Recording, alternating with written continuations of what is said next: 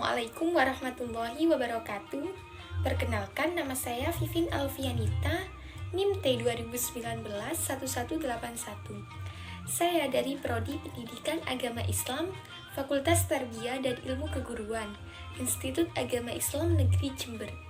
Di video kali ini, saya akan menjelaskan mengenai materi tentang sholat duha. Simak penjelasannya ya. Apa sih arti dari kata duha itu sendiri?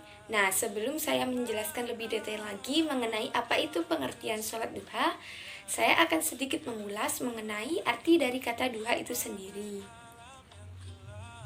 Dalam berbagai kamus bahasa Arab, kata duha ini memiliki beberapa arti. Ada yang mengartikan apa saja yang terjadi ketika ada matahari, ada juga yang mengartikan hanya ketika ada matahari saja, dan ada juga yang mengartikan cahaya matahari yang menjadi basis bagi bumi.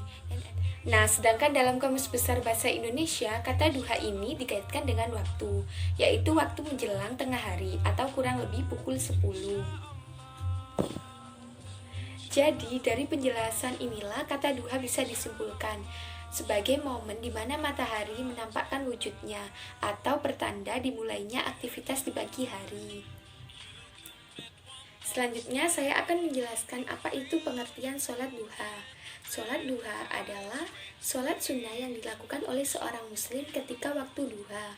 Waktu duha adalah ketika matahari mulai naik kurang lebih 7 hasta sejak terbitnya, kira-kira pukul 7 pagi sampai menjelang waktu zuhur. Jumlah rakaat sholat duha minimal 2 rakaat dan maksimal 12 rakaat dan dilakukan dalam satuan 2 rakaat sekali salam. Adapun untuk melaksanakannya adalah sama seperti halnya dengan sholat sunnah pada umumnya. Yang membedakan hanya terletak pada surat. Sedangkan dalam hadis dijelaskan bahwa sholat duha ini juga mempunyai sebutan lain, yakni sholat awab atau awabin, yang artinya sholatnya orang-orang yang taat atau tunduk. Disebut demikian karena permulaan waktu sholat yang dijelaskan dengan istilah bangkitnya anak-anak unta karena panasnya terik matahari di pagi hari. Nah, untuk niat sholat duha sendiri inilah bunyinya usolli sunnatat duha rok'ataini lillahi ta'ala, yang artinya saya niat sholat sunnah duha 2 rakaat karena Allah Ta'ala. Yang kedua yaitu tentang surat-surat yang hendaknya dibaca ketika sholat duha. Nah, contohnya ketika di rakaat pertama kita disunahkan untuk membaca surat Asy-Syams, sedangkan di rakaat kedua kita disunahkan untuk membaca surat Ad-Duha. Selain 2 surat di atas, ada juga beberapa surat lain dalam Al-Quran yang juga disunahkan untuk membaca setelah rakaat berikutnya, seperti surat Al-Waqi'ah, surat Al-Kafirun, surat Al-Quraish, dan juga surat Al-Ikhlas. Yang ketiga yaitu tentang keutamaan melaksanakan sholat duha. Berbicara mengenai keutamaan, banyak sekali keutamaan sholat duha ini. Seperti halnya 1. Mengganti sedekah atas tiap-tiap ruas tulang yang ada dalam diri kita. Kedua, sholat duha juga bisa mengganti atas bacaan zikir kita, baik tasbih, tahmid, tahlil, dan takbir, atau memerintah untuk berbuat baik, yaitu amal ma'ruf, dan membuat larangan berbuat buruk atau nahi munkar, di mana kita lalai mengerjakannya. Yang terakhir yaitu akan dicukupkan urusannya oleh Allah Subhanahu wa Ta'ala hingga berakhirnya waktu siang atau sore hari. 2 waktu yang diharamkan untuk melaksanakan sholat duha.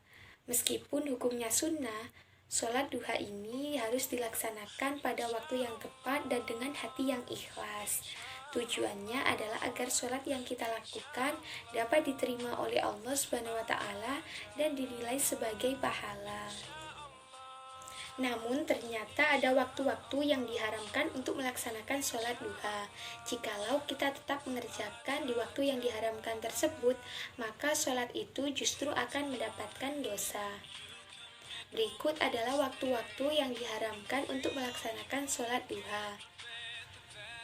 Waktu pertama yang diharamkan untuk melaksanakan sholat duha ialah ketika sesudah subuh hingga terbitnya matahari, yaitu sekitar pukul 06 sampai dengan 07.30 pagi. Sedangkan waktu yang kedua yang diharamkan untuk melaksanakan sholat duha ialah ketika memasuki waktu duhur hingga tergelincirnya matahari, yakni sekitar pukul 11.30 sampai dengan 12.15. Dengan demikian, dapat saya simpulkan bahwa manfaat dari melaksanakan sholat duha ini ialah: 1. Menghapus dosa sebanyak buih di lautan. 2. Melaksanakan sholat duha 2 rakaat senilai dengan 360 sedekah. 3. Tidak dimasukkan dalam golongan orang-orang yang lalai. 4. Dianggap sebagai sholat yang awabin. 5. Dibuatkan rumah di surga Allah SWT. 6. Mendapat pahala seperti halnya orang yang pergi haji dan umroh. 7.